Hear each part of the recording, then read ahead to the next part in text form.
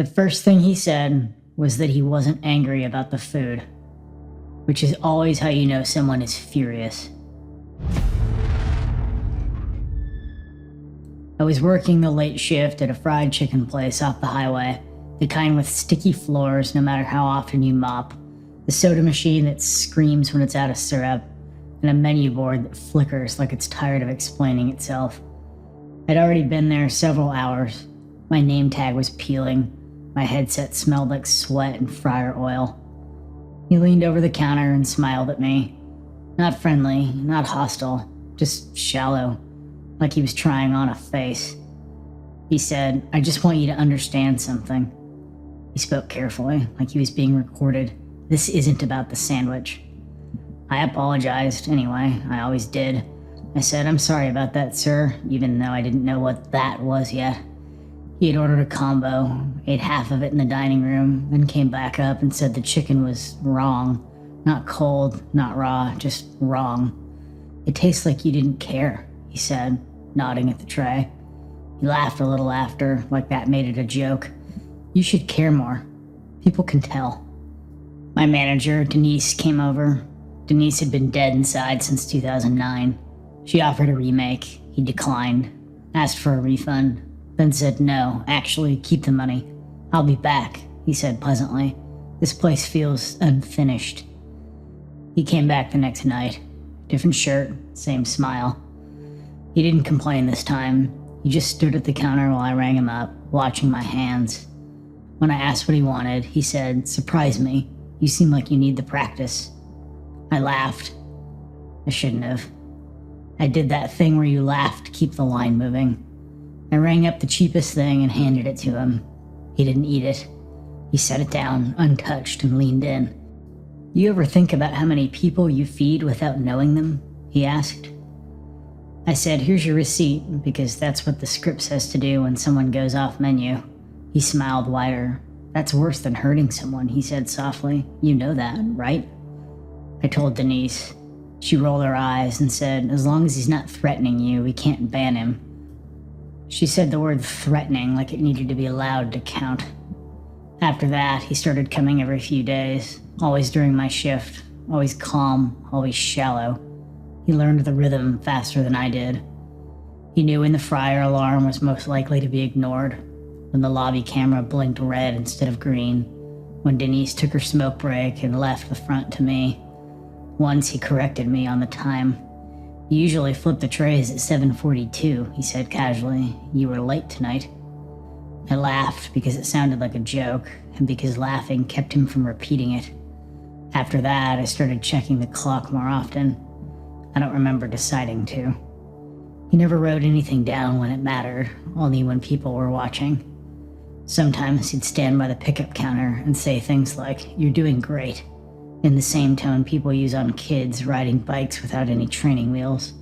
I hated that more than the comments. Praise meant I was performing correctly. I started thinking about my hands even when he wasn't there, whether they were shaking, whether anyone noticed.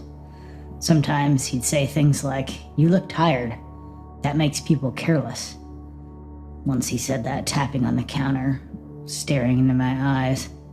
Or, "I could complain," he said cheerfully, "but complaints are so temporary." Once, when the dining room was empty, he asked, "Do you know how inspections work?" He tilted his head. "They don't look for what's dangerous. They look for what's visible." I asked him to leave that time. My voice shook. He raised his hands like I'd startled him. "I would never hurt you," he said quickly. "That would be small.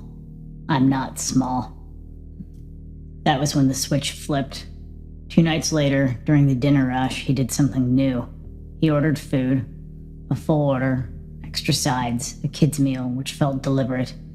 He stood close while I packed it. Too close. Close enough that I could smell his breath. Mint. Overcorrected. "You're careful now," he said, approvingly. "I can see it." I asked him to step back. My voice sounded rehearsed, like I'd practiced it in the mirror. He did, even apologized. When I handed him the bag, he didn't take it right away. "You know," he said, lowering his voice, "most disasters aren't caused by poison. They're caused by time." He took the bag and left. I checked the clock without meaning to. The order timer cleared itself. The screen blinked green. Everything looked fine in the way things do right before they aren't. Denise asked if I could cover drive-thru for a minute. Someone spilled soda near the counter. A customer complained about fries taking too long. Time folded in on itself, small and busy. I remember thinking, good, nothing happened. I wiped down the counter where he'd been standing. There was a faint square of warmth, like something had been resting there longer than it should have. I did not connect that thought to anything else. 37 minutes later, an ambulance pulled into the lot. At first, I thought it was for the gas station next door. Then came another one, then a fire truck. Customers were filming through the windows. Someone said a kid had collapsed in the dining room. I didn't put it together until Denise screamed my name. The child was blue-lipped, not choking, seizing. His mother kept saying, "He only ate the chicken. He only ate this." The bag was on the table. My handwriting was on the receipt. They closed the store immediately, not for inspection, for investigation. They questioned us separately. They asked about gloves, timers, temps, logs. I answered everything correctly. I'd been careful, painfully careful. That night, at home, my phone buzzed. A number I didn't recognize. Unknown. It said, "You did everything right." I stared at the screen until it dimmed. The next day, the hospital called. The child lived. That was how they said it. Lived, like it was a category, not a condition. Permanent neurological damage, cause undetermined.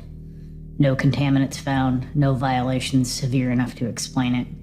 The system stalled, paperwork circled, responsibility diffused. There were theories. Corporate reopened the store 3 weeks later. He was there on reopening day, sitting in the corner. No notebook this time, just watching the counter like he was proud of it. I didn't serve him. I told Denise I couldn't. She said he hasn't done anything. When he finally came up, he ordered the same thing as before, the kids' meal. "I told you," he said gently, when he saw my hand shaking, "I wouldn't hurt anyone." I said, "You did." He shook his head, almost sad. "No," he said, "I let it happen. There's a difference." I quit that night, walked out mid-shift, left my apron in the trash. Months later, I still think about how close I was to stopping it. How many moments there were where I noticed something wrong and stayed polite anyway. Sometimes I wonder if he ever needed me specifically, or if fast food places are just easy, because they're built to keep going. Even when someone tells you they won't use violence, they'll use time, and you'll help them just by staying.